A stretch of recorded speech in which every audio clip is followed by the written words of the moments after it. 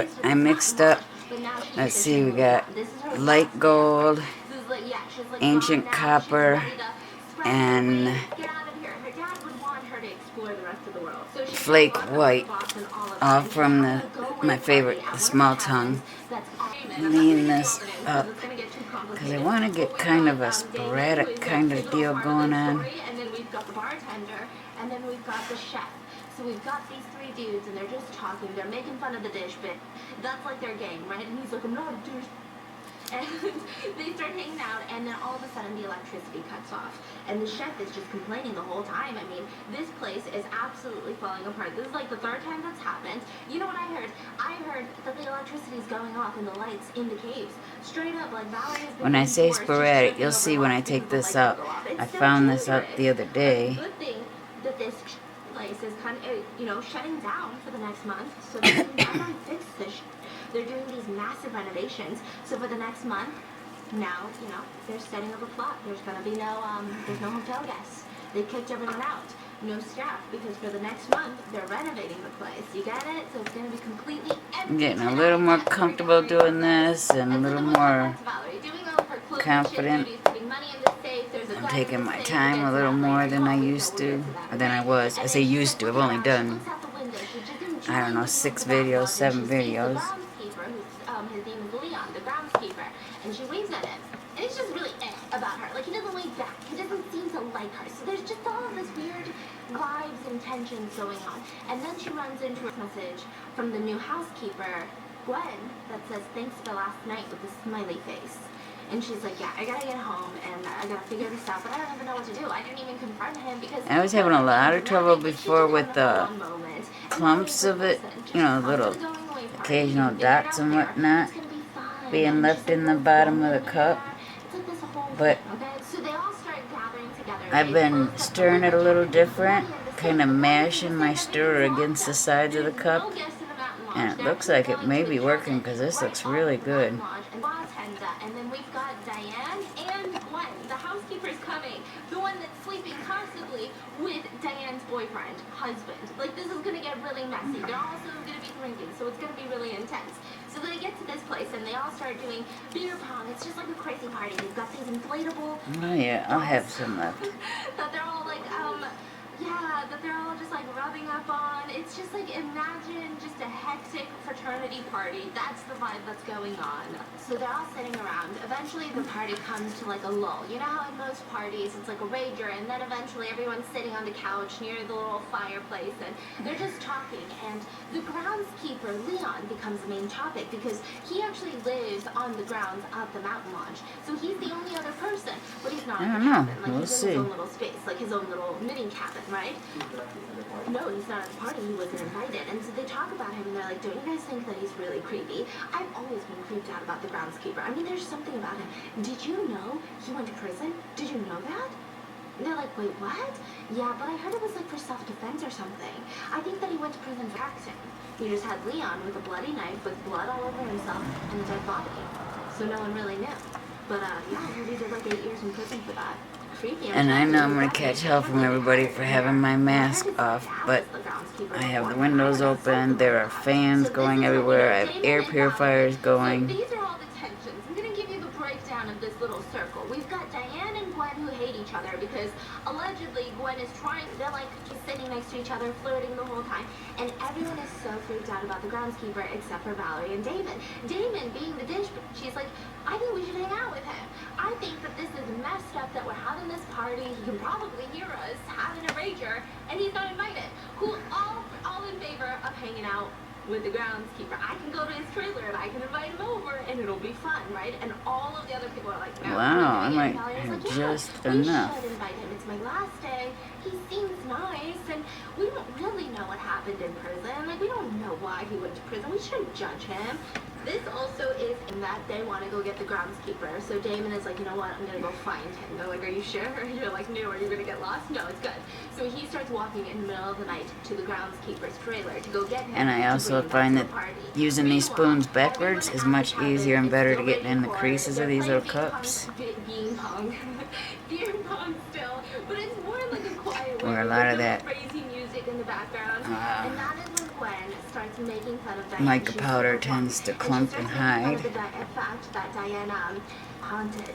So Yeah, I won't have the any one that's left for home doing wrecking koi the fish. relationship, the new girl. So yeah, the audacity, and she's just straight up like, yeah, are you sure it wasn't an imaginary friend you saw in that hotel room? So the insinuation is that one of the rooms inside of this mountain lodge is rumored to have a And this ghost. tray is And maybe for my Diane has seen personal it, right? And use she for says, my "You don't table understand. next to my You chair. don't understand what that's the bartender and Valerie, and I don't know if you know me, I'm the new dish, but I mean, I'm Damon, that's what they call me, but hi.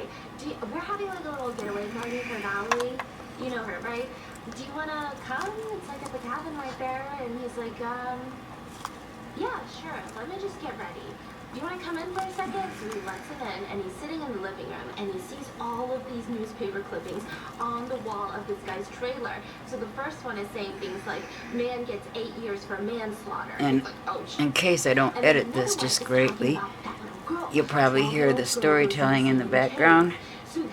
I have always been a fan of reading books, but just sitting down and grabbing a book lately has not been able to happen. But I found this girl, Stephanie Wu, I think. I can't remember now. I'll plug her in the bottom. But I absolutely love her ability to tell a story. It's phenomenal. I've never been one for audiobooks ever, but this girl is... She has me hooked in the first 5 minutes every time. Alright, I'm just gonna go for it. Squiggly wiggly. So now this is where the story gets a little bit weird. There's variations where she ended up hanging herself in the closet. The guest. There's variations that she threw the maid out the window, the 4th floor window, and then when she realized that she just killed someone, she threw herself out the window. There's another variation that she just jumped out the window to her death, but the whole theory is that she's still there. It is what it is. So people try not to get onto the 4th floor. They try not to book a room there if you're scared of stuff like this. And then Leon, the groundskeeper, says, I've got a I'm trying very hard not to touch the mold with my stirrer, because I am finding that every time I so much as touch the mold with any stirrer stick, I leave a mark on the mold, which leaves a mark on the epoxy. So I also absolutely love this little flexible doohickey. It's a silicone stirrer, and it's just really, really pliable, so it's perfect for this. Okay, there it is. Now, let's see, it is 2:35 in the morning. Ever since I started epoxying, I am up until 4 in the morning. It's crazy. So we don't really know what happened to the girl. I spend 5, 6, 7 hours trying to decide what to make, what colors to use, blah, blah, blah. By the time I get around to doing it, I should be going to bed and not starting epoxy. Okay, I'm going to clean up. I got to go put all this in my dry room with my fans going and the heater going, and see how it comes up. I'm excited. Okay, guys, I'm back. It's demolding time. Okay, and I'm using my coaster. I love this little coaster. I'm going to put some felt on the back, and maybe some rubber bumpers, because it does slide a little bit. But I have a kitten, that likes to jump on the table and brush against everything, so I had it in my heart to do another one no matter what, and so I did the purple. So let's do this. But anyway, I was saying, sorry, I UV resined this until they were almost mounding over. This one is mounded a little bit, but I want to see if that makes a difference in how they fit in there.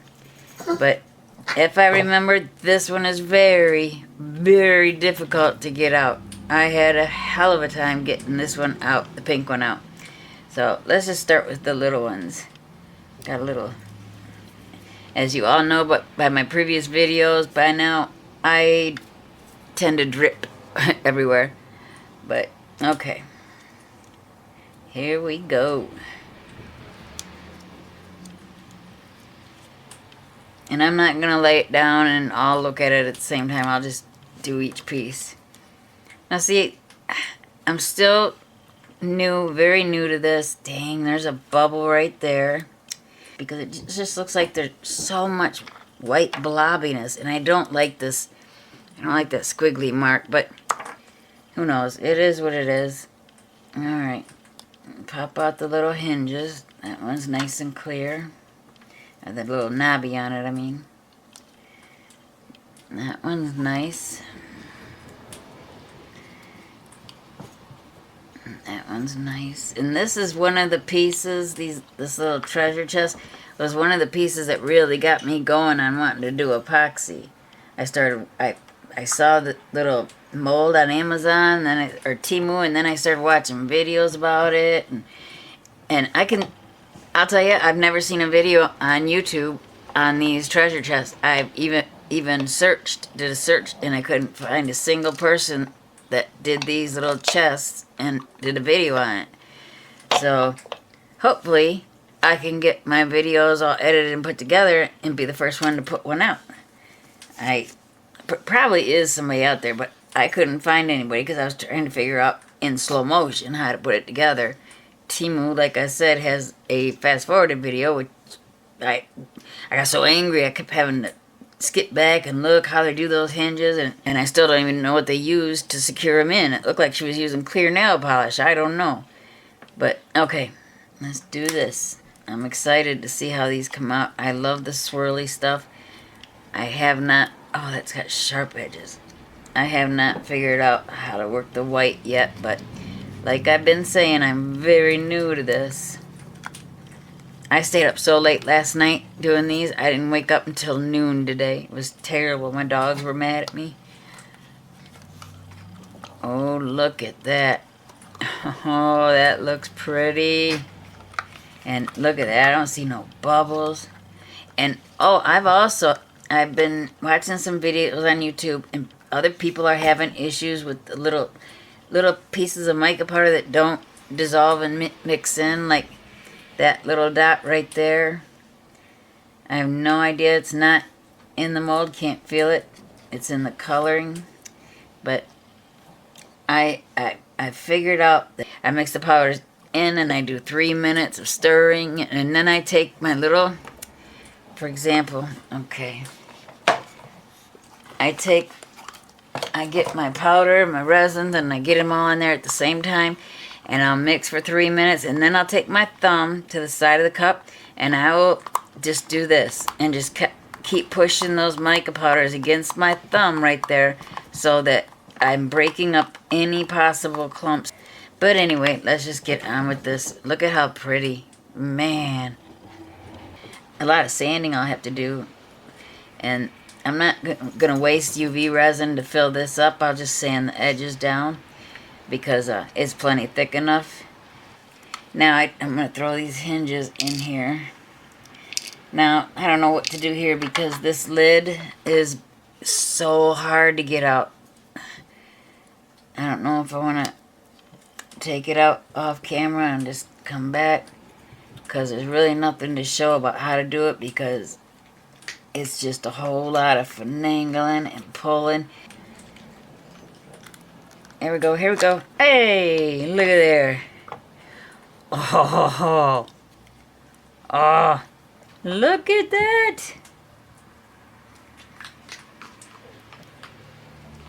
And I don't see no bubbles. Yay! Look at that color, you guys. See, I'm really into the swirling and just letting things do what they're gonna do. Look at that. Oh, look how pretty that is. But, oh, I love how that looks. And then this piece has to be put on there. Oh my goodness, look how that came out, you guys. That is so pretty. Ah, I love how I did that in reverse. I didn't really do that on purpose at all, but that's the way it came out. That is really neat. Ah, a piece I'm finally proud of. Now, I was proud of the pink one, don't get me wrong. Man, that is really, really pretty. I'm so tickled. I can't wait to put it all together and see. There'll be an update video on that. Maybe even me putting it together so you can see, because I believe in showing people what they're going to go through before they buy something. Alright, now I can already tell you, this is under poured just by a hair. Here we go, here we go. Looking at the in the front, I know I'm going to like it. I hope I'm going to like it. Oh my goodness, it's got some sharp edges. Are those bubbles? Little tiny bubble right there. Oh, look, look, look. Now see, look what that mold did. Look at that. There's little, and I saw them before I even poured it. See that little mark there and there and there and there and over here. These are all in the mold. I did everything in the world to try and get those off. And they are in the mold. So now every mold I make is coming out with these freaking little marks. Ah, but it is pretty. I could have pushed that over more, but it matches all the colors in my living room. Alright, so there's that. And I'm being brutally honest. I mean, some of these I know you wouldn't even be able to see on the camera, on film, but I'm warning you. Like, these little teeny dots, those are all in the mold. I had no idea that they would come out so visibly, especially. Alright, that's it. I'll see you on the next one. Don't forget to hit the like button and subscribe. I usually don't go off on a tangent, but like I said, these were new molds, and I'm really wanting to tell people what to watch out for. Don't waste your money. If you got a mold with marks on it, it's going to come out in your epoxy. Trust me, it will.